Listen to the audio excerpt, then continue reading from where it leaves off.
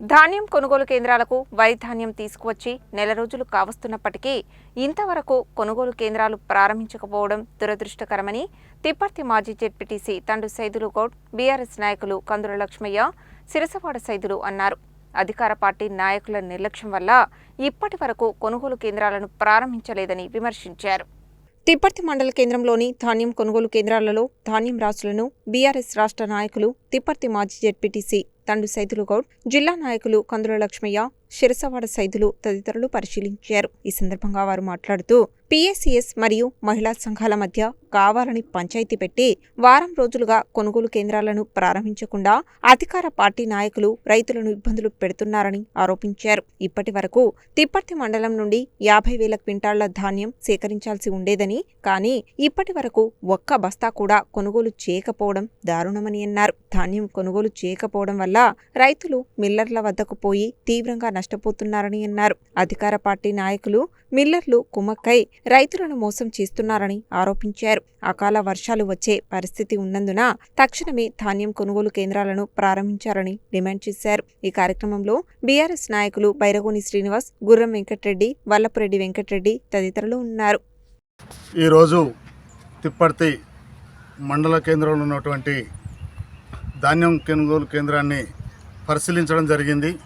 మరి ఇక్కడికి ఇచ్చేసినట్టయితే సుమారు 25 రోజుల నుంచి నెల రోజులుగా ఇక్కడ రైతులు ధాన్యం పోసుకోవడం జరిగింది.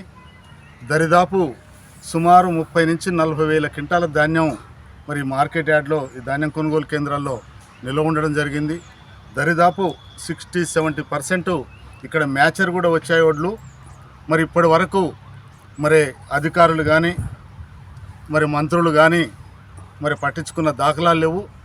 మరి ఈరోజు చూస్తే మిర్యాలగూడ కానీ నల్లగొండ కానీ చుట్టుపక్కల ఉన్నటువంటి రైస్ మిల్లులకి సుమారు ఒక 50,000 క్వింటాల నుంచి తిప్పర్తి మండలంలో కానీ నల్లగొండ నియోజకవర్గంలో కానీ సుమారు 1,00,00,000-1,50,000 క్వింటాల ధాన్యం మరి దళారులకి మరి 17-18-2,000కే మరి క్వింటాలు అమ్ముకోవడం జరుగుతుంది. మరి ఈ రకంగా కోట్లల్లో రైతు నష్టపోవడం జరుగుతుంది.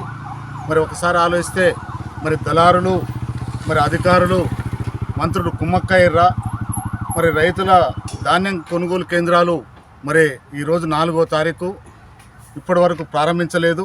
టోటల్గా చూసుకుంటే 3-4 లక్షల క్వింటాలు మరి కొనుగోలు కేంద్రాల్లో నిల్వ ఉన్నాయి. మరి ఒక పక్క చూస్తే రాష్ట్రంలో ఇప్పటికే వడగళ్ళ వానలు వచ్చి చుట్టుపక్కల మన భువనగిరి కానీ అటు ఏరియా రంగారెడ్డి సంగారెడ్డి అటు కానీ మరి వర్షాలు వచ్చి పెద్ద ఎత్తున నష్టపోవడం జరిగింది. మరి ఇప్పుడు కూడా వాతావరణ కేంద్రం 2 రోజుల్లో వర్షం ఉందని చెప్తుంది. అయినా కూడా అధికారులు ఎక్కడ ప్రజాప్రతినిధులు ఎక్కడ పట్టించుకున్న ఇది లేదు. మరి వెంటనే స్పందించి రైతులకు కావాల్సినటువంటి తార్బాల్ పట్టాలు కానీ మరి గన్ని బ్యాగులు కానీ పేమెంట్ మిషన్లు కానీ ట్రాన్స్పోర్ట్ కానీ మరి అన్నీ అందించి మరి సంఘాలకు అప్పచెప్పేసి మరి వెంటనే 1-2 రోజుల స్టార్ట్ చేసినట్టయితేనే రైతులను ఆదుకున్నట్టు ఉంటుంది. అదేవిధంగా మార్కెట్లో 25 రోజుల సంది వడ్లు కోసుకొచ్చి ఇక్కడ పోసిన కాంచి ఉగాది తర్వాత ఓపెనింగ్ అన్నారు. ఉగాది అయిపోయింది, శ్రీరామనవమి అయిపోయింది, మళ్ళీ జూన్ వచ్చి మురకశిర కార్త వస్తున్నట్టుంది.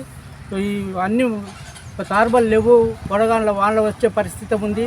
కాబట్టి ఈ ప్రభుత్వం ఈ మార్కెట్ తొందరలో సహకరించి ఓపెన్ చేయాలని కోరుకుంటున్నాము. ఇప్పటి వరకు ఐకేపీ సెంటర్లు కానీ పిఏసిఎస్ సెంటర్లు కానీ డిసిఎంఎస్ ద్వారా కొనుగోలు చేసేటువంటి మరి ధాన్యం కొనుగోలు కేంద్రాలని ఇంతవరకు ప్రారంభించలేదు.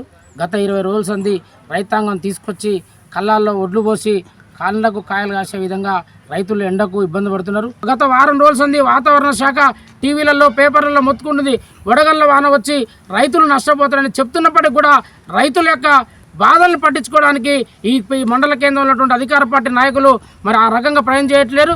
దయచేసి రైతులకు అనువైన విధంగా ఇమ్మీడియట్లీ ఓపెన్ చేయాలి.